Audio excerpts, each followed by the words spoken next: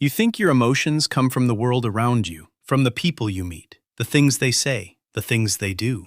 A rude comment hurts, a rejection stings, an unanswered message feels personal, and suddenly your entire mood changes. So you assume the outside world created the feeling. But what if that's not what happened? What if the emotion wasn't created? What if it was activated? Imagine carrying hundreds of invisible buttons inside your mind. Some are connected to fear, some are connected to shame, some are connected to anger, some are connected to loneliness. And every day, people accidentally press them. The question isn't who pressed the button. The question is who installed it. The answer usually begins long before the trigger, long before the comment, long before the rejection, long before the criticism. Yet most people spend their entire lives chasing the wrong answer. They blame the comment, the rejection, the criticism, the person. But the button was never the real problem. Because two people can hear the exact same words and feel completely different emotions. One person laughs, the other can't stop thinking about it for weeks. Why? Because the words weren't the source. They were the trigger. A trigger is not a wound. A trigger reveals a wound. And that's when everything starts to change. Because once you see the wound, you stop blaming the trigger, and that changes everything. Think about the last time someone upset you. Maybe it was a message, a sentence, a look on their face. On the surface, it felt like that moment created the pain. But pain rarely starts where it appears. Imagine touching a bruise. The touch hurts, but the touch didn't create the bruise. The bruise was already there.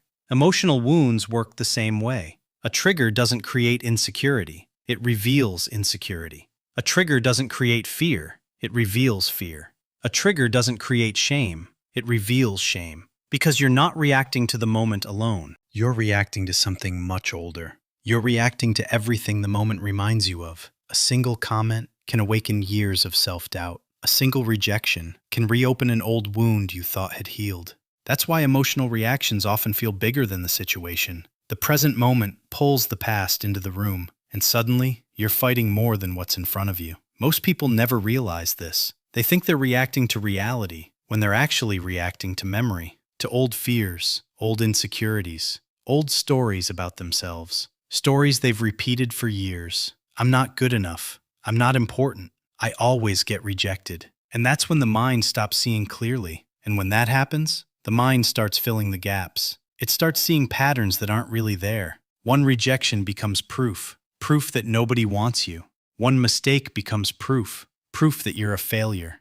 One criticism becomes proof. Proof that you're not enough. This is how emotional pain rewrites reality. Not by changing the world, by changing the way you see it. Slowly, your mind begins collecting evidence. Not evidence for the truth, evidence for the story. Every rejection gets remembered. Every failure gets stored. Every embarrassment gets archived. And everything that contradicts the story gets ignored, until the story starts feeling more real than reality. And that's where the real danger begins. You stop questioning the story. You stop testing it. You stop challenging it. And eventually, you become it. The story becomes your identity, not something you believe, something you are. I'm the anxious one. I'm the insecure one. I'm the broken one. At first, these sound like observations, but over time, they become limitations. You stop taking risks. You stop speaking up. You stop trying. Not because you can't, because the story convinced you that you can't. And every time you obey the story grows stronger.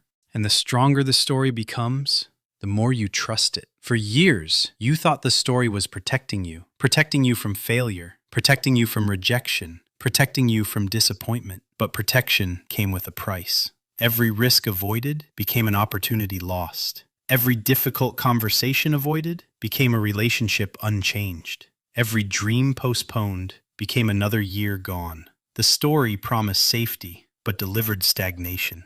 Slowly, your world became smaller. Less risk, less growth, less possibility. Until one day, you realize the story isn't protecting your life. It's preventing you from living it. And for the first time, you see the trap clearly. The trigger was never the enemy. The emotion was never the enemy. Even the story was never the enemy. The real problem was believing the story without questioning it. Because a story can guide your life or imprison it. And the difference begins with awareness. The moment you notice the story, you create distance from it. The moment you create distance, you regain choice. And with choice comes freedom. Not freedom from emotions, freedom from being controlled by them. The wound may still exist, but now healing can begin. The moment you stop believing every story in your mind is the moment you finally start living your life. And that journey begins with awareness. One thought, one reaction, one story at a time. If you want to understand the hidden patterns shaping your mind, subscribe and keep learning how your mind really works.